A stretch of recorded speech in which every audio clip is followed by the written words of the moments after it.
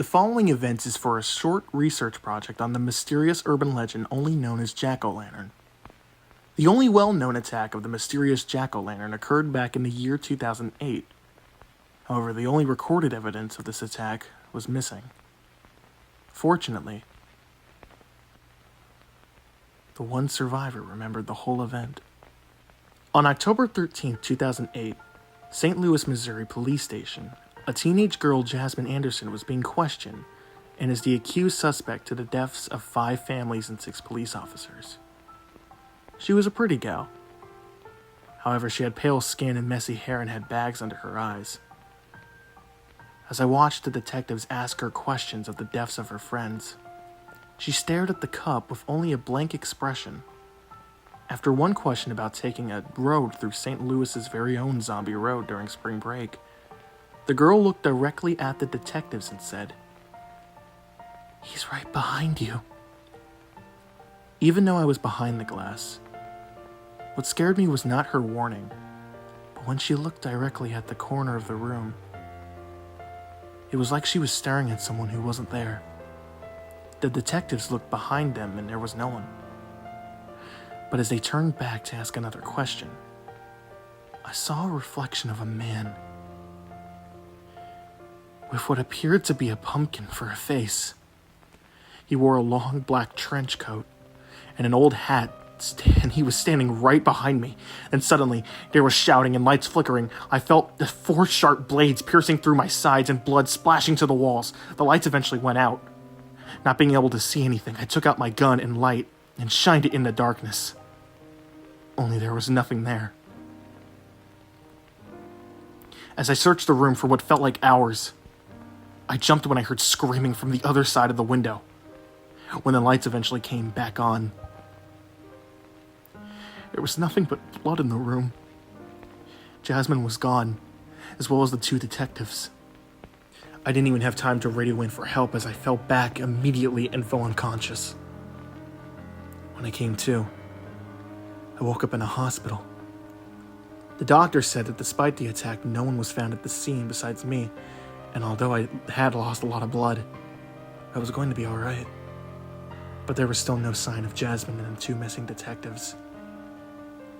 However, about a week before Halloween, one of the detectives was found. But he had not been found alive. He was found hanging near an oak tree, with his eyes and tongue ripped out.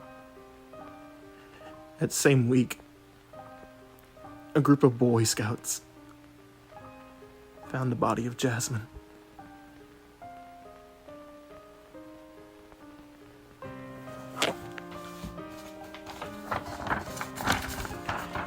That was just one account of the Jack-o'-lantern. Many have described Jack-o'-lantern to be a tall Caucasian male. He would wear a long black trench coat with a black sweater under it. His trench coat had carried many torture devices and many knives. He had a big black farmer's hat, black jeans or slacks, gardening gloves on his left hand, and on his right hand he had a metal clawed glove, but only one blade on his index finger. He would normally be seen wearing boots and occasionally black suede shoes. Though no one knows what he really looks like underneath, many witnesses say his face is a pumpkin, or at least a mask. His mask is described to be an actual pumpkin used as a mask back in the 1980s or 90s. Witnesses say he has long, messy hair and dresses like a scarecrow, carrying a scythe. Jack hasn't been seen for over a year, but a teenage boy claims to have seen Jack in 2009. He said he was seen coming out of an alleyway during a storm. Later that same week, the boy told witnesses what had happened. He was never seen again. Some witnesses describe hallucinating things when Jack was seen. Witnesses say they would see Jack standing somewhere like in a corner when nobody else was around. And when the witnesses see him, they would frantically try to point him out to nearby bystanders.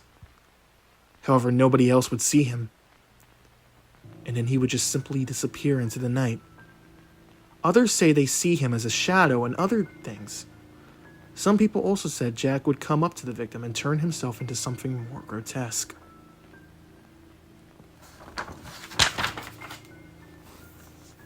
Jack-o'-lantern is described as a psychotic killer who punishes anyone who sets foot on his land.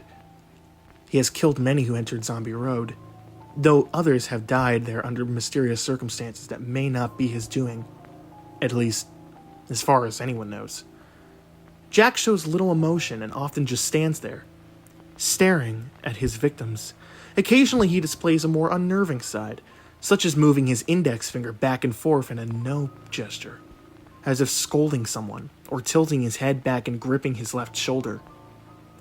Jack seems to target older people, typically those around 16 or older. Teens aged 15 and younger have reported seeing Jack, but they claim he only stalks, scares, or occasionally hurts them. He shows little remorse and rarely interacts with anyone directly. However, with older people, his actions eventually become more serious, often leading to death or severe mental breakdowns. When investigators searched his house, they discovered numerous bodies in the basement. A few were barely alive, while many were hung on the walls or tied up. Investigators also found medical tools suggesting that Jack experiments on some of his victims to discover new ways to kill. They also discovered signs that Jack is capable of producing drugs, which, when tested, suggested he used these substances to make his victims hallucinate, blurring the line between reality and nightmare. The jack-o'-lantern has roots in a forgotten urban legend from Missouri. He's often compared to Slender Man because of his behavior and mysterious nature. In local stories, St. Louis, Missouri, after the death of the city's oldest resident, a family held a funeral at their house near Lollard Ford Road.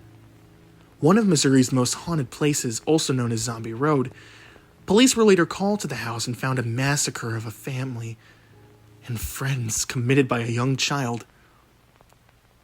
As the child refused to surrender, they shot the boy and discovered a small infant left unharmed. The baby was taken to an orphanage deep in the forest along Lower Ford Road. Oddly, the orphanage had been abandoned for years, and those who later explored it found it in terrible condition. According to further reports about the orphanage, the child grew up and began living in the house where the original massacre took place. It's said that anyone who drives by the road and passes his house is doomed. One of the well-known stories about Zombie Road is that many children were mistreated and killed at the orphanage, and their souls are said to haunt the grounds to this day. Zombie Road was also reportedly a location where satanic rituals were conducted. Eyewitness accounts from the people driving through Zombie Road describe encountering unexplained and terrifying visions. The jack-o'-lantern is reported to have claws on his right hand, much like Freddy Krueger, though he originally wielded a scythe. A 12-year-old girl claimed she saw a baby hanging upside down from a tree. She ran to get her parents, but when they returned, the baby was gone. She later wrote in her diary that their summer house was jack-o'-lantern's home. The Blakes family moved into Jack's house without knowing its dark history. They experienced objects being misplaced and shadowy figures, and loud noises around the house. When things started becoming more violent, and they tried to leave, only the mother, her oldest son, and her oldest daughter survived. Another family, while driving through Zombie Road, tragically lost their son back home in Sparks, Nevada. The mother found her son sitting cross-legged on his bed, with his mouth carved into a smile and his eye sockets missing. But his eyeballs were still intact. The mother told investigators that it had been raining and the power was out when she checked on her son. As she slowly opened the door, he appeared to be looking at a wall. But when she fully opened it, his head turned, giving her a terrifying sight. As they moved out, she found markings of her son's face and blood inside his closet. After a field trip to New York, a professor and his college students began their journey back home. One by one, the students were killed and the professor was blamed, arrested and confined to solitary confinement. He claimed that the mysterious jack-o'-lantern was the true culprit, and the next day the professor was found hanged in his cell. still wearing his straitjacket. Investigators found decomposed bodies over a decade old near a truck stop close to Zombie Road. In a well located somewhere in Indiana, 2 dead females were discovered. One was missing her tongue and pupils, and the other had no jaw. Scratches inside the well indicated that one of them had desperately tried to escape, leaving behind a chilling message: stay away from Zombie Road. One of the earliest victims to cross Zombie Road was found dead, surrounded by shattered mirrors. The bathroom mirror in her home had been broken from the inside. A video discovered on an old cell phone in the Zombie Road forest showed a man wearing a pumpkin mask being dragged away. Moments later, another man donned the same mask. The phone belonged to Rachel Jobs, one of Jack-o'-lantern's first known victims. She believed she had killed Jack, but in reality she had killed one of her friends and was taken to a small cabin and forced to drink something with a strange taste. She was subjected to Jack's experiments, and she managed to escape, setting the cabin and Jack on fire. As she caught her breath on the road, she heard footsteps behind her. Turning, she saw Jack's pumpkin face ablaze, his right arm raised. She passed out and was later rescued by highway rangers. A few months after the incident, Rachel disappeared and was never seen again. After Missouri State Police came and believed they killed Jack-o'-lantern, investigators found a basement full of victims in the torture devices, becoming test subjects for methods to die. Meanwhile, the police officers leaned over the body of Jack, and as one of the officers removed the mask, it turned out to be the chief of police, who had been missing, who was abducted from a hotel just the other night. His tongue had been cut, and his hands sewed to his pockets. What you just heard were different accounts from the mysterious Jack-o'-lantern. In local legends, Jack-o'-lantern was believed to be a descendant of Pumpkin Jack, a pilgrim that was executed for his cruel humor on killing women and children and trialed as a witch. Legends say his bones were used as a scarecrow with a pumpkin for a head, and his spirit lives in the scarecrow and haunts the States for 300 years. The Jack-o'-lantern doesn't seem to kill or brutally torture minors that didn't reach to their teenage years. Minor eyewitnesses say they have been followed by Jack, and that he would scare them. I hope you enjoyed this short project. Now, if you'll excuse me, I really need to get an A on this report. I think I need to head to Zombie Road. It's the only way I can really prove this legend's real.